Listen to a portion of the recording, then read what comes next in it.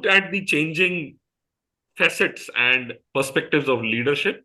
But I'm sure with all these changes, we are going to have a lot more challenges, a lot of new challenges which the leadership is going to face. And when I talk about leadership, I'm not just talking about the organizational top leadership, I'm talking about all leaders across the organizational hierarchy. Each of those leaders are going to face very different challenges because of technology, because of the way people want to work and prefer to work. So let's spend a few minutes on understanding or trying to predict what are these new age challenges that are going to be there from leadership perspective. Once again, we start with Piyush, your perspective on this. So whatever I am facing in my day-to-day life, the first thing that I am facing is talent management. So it's just because the pace at which the skills are changing. So the LinkedIn report is just mentioned that 65% of the skill set is going to be obsolete in next 5 years, and that's what we are seeing, right? I mean, there's a AI chat GPT, and the entire content community is at b you know um, there are startups who are coming, like a market research. So we used to have a market research kind of a profile in our sales department, who used to do a lot of research on accounts. But now, hey, there are a lot of SaaS subscriptions based research available. Now that job is obsolete. What's next? How to make them relevant? And it's not like that, that talent pool is readily available.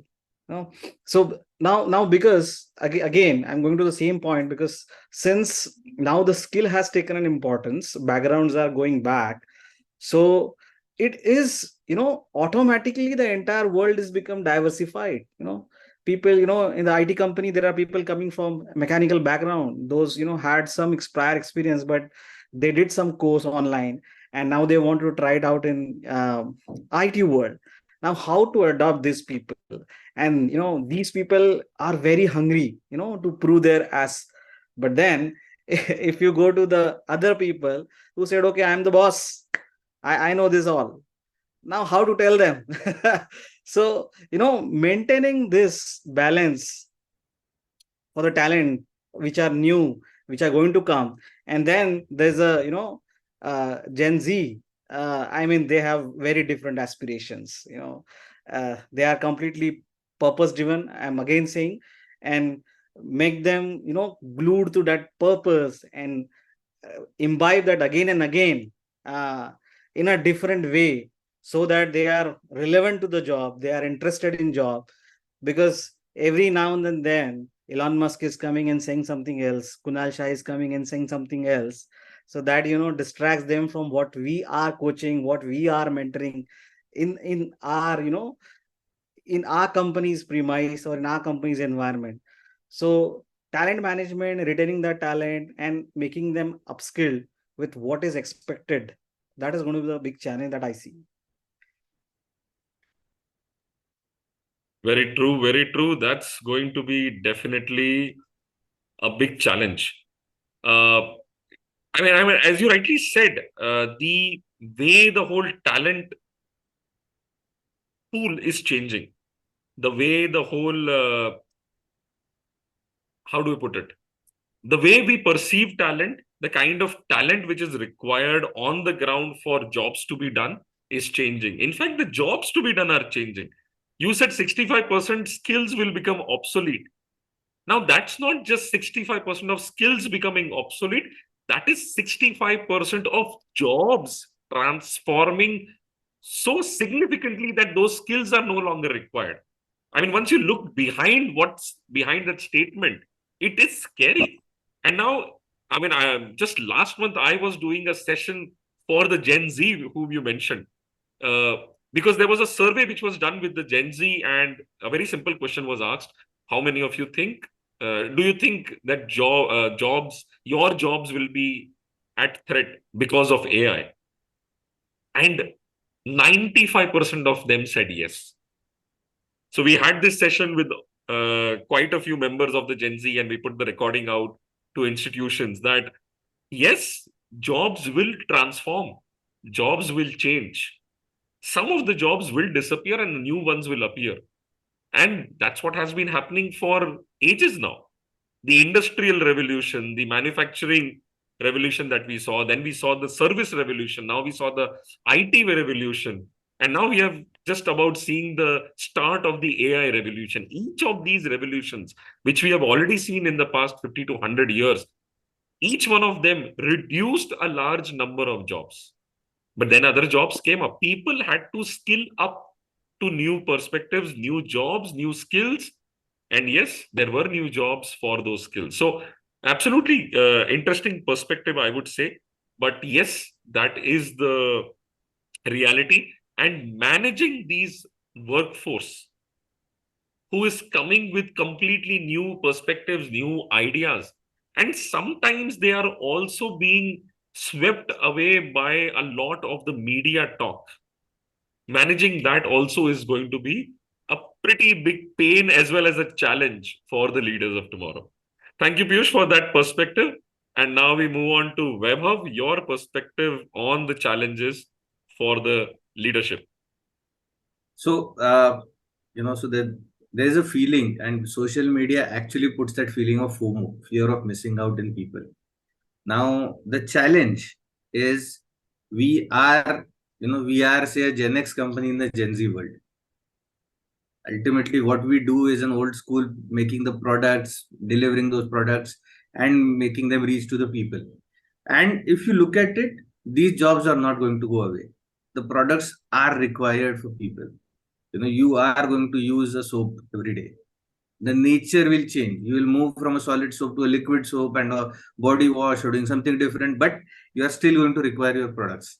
Now, when you are going to drive cars, may not be to work, but you're going to drive to vacations, to some other place, and you are going to require those kind of products. Ultimately you're going to require your phones and the laptops and everything. So that's those making those products and these jobs somewhere in today's parlance have become uncool, where it has become a little difficult for us as a manufacturers, as manufacturing, as a sector, to attract the new talent, a new talent who comes out of the fresh out of college, who has been creating content during the college days, has been making a lot of content on multiple things, wants to get into similar jobs, wants to get into the cool jobs.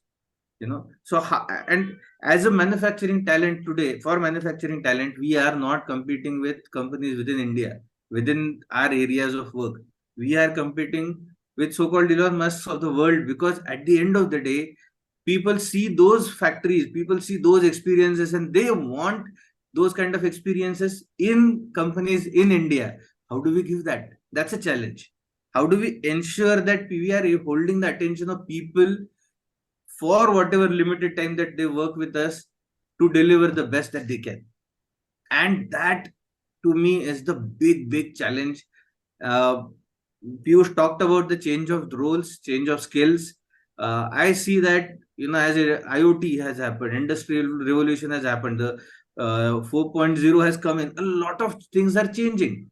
But where are the people who will manage it? Where are the skills who are going to, where are the people who are going to get upskilled to design those systems, run them, and maintain them, and improve on them? So that mindset, that skills, how as a leader, how do you develop that hunger in people to grow, to drive, is going to be the key to success. So that's a challenge, and that's a very big challenge which is facing the manufacturing sector today.